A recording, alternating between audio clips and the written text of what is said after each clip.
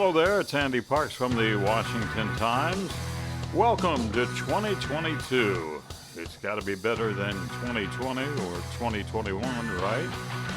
Well, I'm not quite so sure. I'll have that, and I'll check in with Valerie Richardson, Washington Times political and Western U.S. reporter. But first, as a listener to my podcast, you qualify to receive a 50% discount on an annual digital subscription to the Washington Times, and all you have to do is go to washingtontimes.com/Andy. That's washingtontimes.com/ANDY. All right, welcome to another year of Covert Crisis, or is it? Fauci is still lying his butt off to make sure he stays on TV. It's not about money. No, he's lived off a $400,000 plus salary for how many years? One that we pay. Oh, and did you see where he would receive the highest paid government pension ever if he elects to retire? $350,000 a year in retirement. Meanwhile, the loony left could care less of what Fauci says and does. Case in point, Oprah Winfrey, the latest to basically say rules for thee, but not for me. Oprah insisted on throwing huge parties at our mansion every night Christmas week. She flew in a different chef every night from somewhere in the world, and is seen partying with her guests without mask and without social distancing. Or how about AOC, Alexandria Ocasio-Cortez? She was caught on camera partying with a bunch of drag queens on stage, none of whom were wearing masks. Which leads me to this. Are they that stupid? Or do they know this is the biggest hoax of all time? Maybe they're just out of touch. I know one loony lefty that is, Joe Biden. Evidently, Joe was with family and friends at his Delaware compound over the weekend when he was told by a relative that ground beef was now over $5 a pound. Of course, Joe wouldn't know. I can't imagine he knows what anything costs in a grocery store. Hasn't been in one since forever. Yeah, he's had a lot of perks over the past 47 years working for the U.S. government. Anyway, Joe jumped right into action and blamed the meat producers, and would see to it giving those same processors more competition.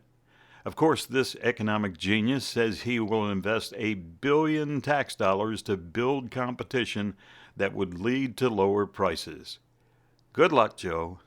No wonder your approval numbers are the worst in presidential history. The left has gone searching for a new Speaker of the House, more likely House Minority Leader. Nancy Pelosi has finally seen the writing on the wall, and now she's going to be giving up this game sooner rather than later. So the party will look for a younger approach.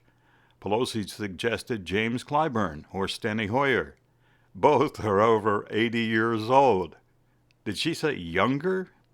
Clyburn says, nah, not for me. Hoyer would love to have the gavel after bowing to Nancy for how many years now? 20 years? But more and more people think the new party leader will be 51-year-old Congressman Hakeem Jeffries, a racist from New York who referred to Donald Trump as the Grand Wizard of 1600 Pennsylvania Avenue. More recently, he said he would work to see to it that illegals could vote in New York. He's a friend of the squad and fits in perfectly with the anti-Semitic crowd. But enough of that.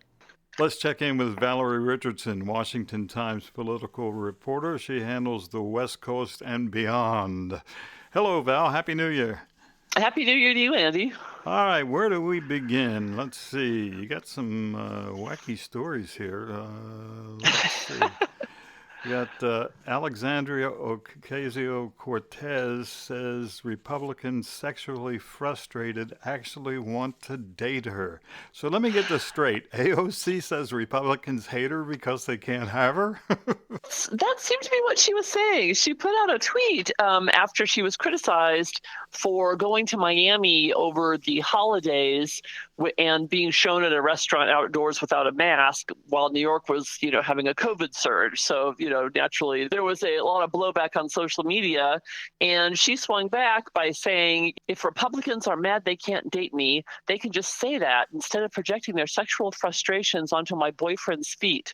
And the reason she mentioned that was because she was shown in these photos outdoors with apparently a man who was her boyfriend who was wearing sandals, and he got some teasing for that. So yeah, it wasn't exactly a huge story, but it did get a lot of attention.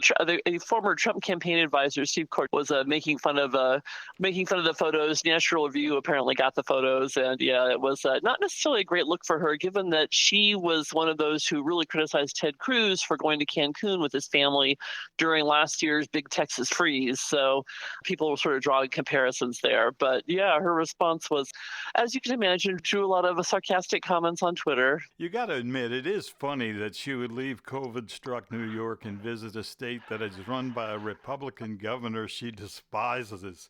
I mean, so much for mask and mandate that she preaches. Yeah, that's definitely a point that's been made. If you hate Florida so much and Governor Ron DeSantis, why are you going there on vacation? He's as you know, fought mandates tooth and nail, and yet she went there for vacation. Now, of course, Florida does have very nice weather. Nobody can argue with that. But she did get charged with hypocrisy for not sticking it out in New York and complying with the mask and distancing and all the other mandates they have there. Yeah. All right, I'm going to move you to another story. Thompson calls U.S. Capitol riot a coordinated effort, eyes possible Trump criminal referral. This is Mississippi Congressman Benny Thompson, right? Yeah, he heads the select committee investigating the January 6th riot at the Capitol, and he was sort of the point man all weekend long because, as you know, the anniversary is tomorrow, and so he is really being pressed on what's going on with the committee right now. They're investigating. He says, they're looking through tens of thousands of documents. They're trying to get people to cooperate and come forward and speak with them. One thing he keeps getting pressed on is he's going to pursue criminal charges against former President Trump. And his response was pretty much, if we find something, yes, we will refer it to the Justice Department. We don't, prosecute criminal cases, obviously, but if we find wrongdoing, we will send it that way. And he didn't speculate on whether he'd found anything so far. The biggest point of contention seemed to be whether or not President Trump was guilty of negligence, gross negligence, or neglect for not stepping in sooner to stop the rioters, like not putting out a video earlier. The Democrats say he waited 187 minutes. I know that timeline has been disputed by Republicans, but the thought is, was this negligence and is that criminally prosecutable? And he goes, obviously he disagreed with it. He thought it was a bad look. He thought it was negligent, but whether or not it was criminal, he couldn't say. That's sort of where he comes in. Now, he did say they're going to have hearings. He didn't say when, but the Democrats obviously want to have these hearings before the November election for several reasons. One, they believe this is a really strong campaign issue for them. They want to remind their voters about January 6th. The other thing is that if they don't do it by the November election, they may not be able to do it at all because the consensus view out there right now is that Republicans are going to retake the House, and I cannot imagine that they would continue this investigation when they take power. So there's obviously going to be a lot of pressure on that committee to do something, and we'll see whether, like I said, everyone's waiting for the smoking gun. Do they have anything? Do they have the goods on President Trump? Something that they can use to bring to the DOJ? We shall see. All right, let's turn your attention to the media. Ripped for crowning trans Amy Schneider top female Jeopardy champ. Yes. Born a man, now pretends to be a woman, I guess, and then takes the crown from a group of legitimate women. This is happening more and more, I notice. Obviously becoming a big issue, at least on the right. You don't hear a lot of talk on the left necessarily, but on the right, it's becoming a very big issue. You've seen actually feminist groups sort of teaming up with conservative women's groups on this, sort of a strange bedfellows deal. But the concern is that there was a woman named Julia Collins who several years ago became the woman who won the most consecutive games on Jeopardy. As you know, the way it works is that if you win a game, you keep coming back. And once you lose, then you're out, but you could could still come back for the tournament actually at the beginning of the next year. So Julia Collins won 20 games. She's the acknowledged champ. No, Jeopardy doesn't list their champs by women and men. They just list their champs on one big, list, because there's no reason in Jeopardy to separate women from men. It's not a physical sport or anything. But once Julia Collins' record was surpassed by Amy Schneider, which happened last week, Amy Schneider won 21 games, and I think now she's up to 23 or 24. I mean, she just keeps going. All the headlines said Amy Schneider becomes the biggest Jeopardy female winner, wins most games, winningest woman, as the Washington Post put it. And that got a lot of pushback from people saying, look, she's a great champion, no question, Amy Schneider, but she was born a man, and she's right now identifies as a trans woman. But that doesn't mean she should be credited with taking the woman's title, A, and B, why is there even a woman's title? Because Jeopardy isn't like you say, a sport that's separated by gender. So that debate has been playing out. And yeah, right now Amy Schneider, and I'm referring to her as she because the Washington Times follows Associated Press style, which is to refer to people by their preferred pronouns. But right now, Amy Schneider, she's just, there's only a handful of people ahead of her right now, Ken Jennings being the big ones, but they're all men. So she's not going to break any more women's records, even if you think that she did, because there's no women ahead of her at this point. But the fact that she's getting credit for being the biggest winning woman, the most winning woman, is really rankling people. And it feeds into the whole narrative about sports too. We see Leah Thomas at Penn breaking all these women's records. Leah Thomas swam for 3 years as Will Thomas in Division I NCAA swimming, but now is the top woman swimmer in the 200 and the 500 this year, has the nation's best times, and could challenge marks set by Katie Ledecky and Missy Franklin when they were in college. And that's becoming an enormous issue. And so the Jeopardy issue just sort of falls into that at this point. What it tells me is that the legitimate woman athlete, her hard work and dedication to the sport now means nothing. That is certainly the argument that a lot of people, I wouldn't say a lot, frankly, the NCAA hasn't said anything about this. Penn hasn't said anything. USA Swimming hasn't commented. The big authorities that you might expect to perhaps weigh in have not.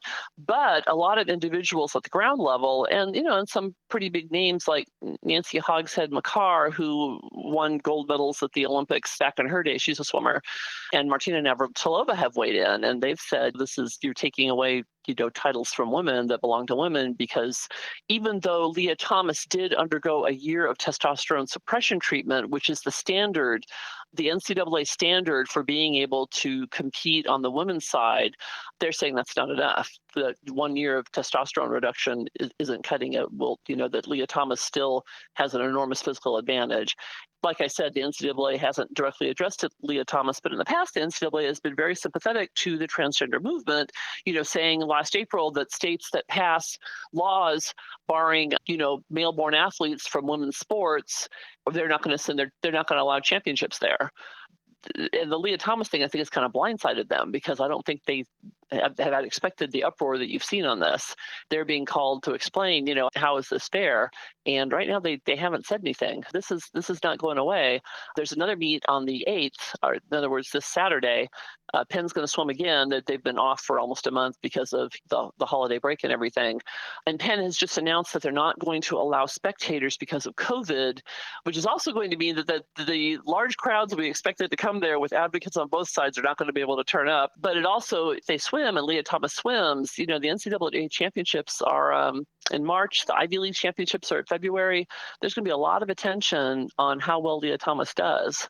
If she continues her winning ways, there's going to be a lot of pushback on the NCAA as well as other sports authorities to do something about this. Folks, you can check out all of Valerie Richardson's stories at WashingtonTimes.com. Good to talk to you. Happy New Year, Val. Thanks. Happy New Year to you too, Andy. And finally this week, America lost one of its long time actress and comedian, Betty White. She loved her job. She loved making people laugh. She was looking forward to celebrating her 100th birthday on January 17th. In fact, she said everyone likes a party, and even made a 10-minute film to be shown at her 100th birthday party. Her true love in life was Alan Ludden, known for hosting the successful game show Password. He and Betty White would marry in 1963 and stay married to his death from stomach cancer in 1981. She recently told a reporter that her one goal was to be united with Alan again. Hopefully, that worked out. I should be presenting an award to you for the privilege of working in this wonderful business all this time. And you still can't get rid of me. How lucky can I be to have two such passions? Show business and animals. Actually, I may have more than two passions, but that's none of your business. The one and only Betty White. Thanks for joining me today, and remember to receive a 50% discount on an annual digital subscription to the Washington Times. Go to washingtontimes.com/Andy. You'll get 24/7 digital access to the Washington Times at 50% off. Again, go to washingtontimes.com/ANDY. I'm Andy Parks. Have a great day.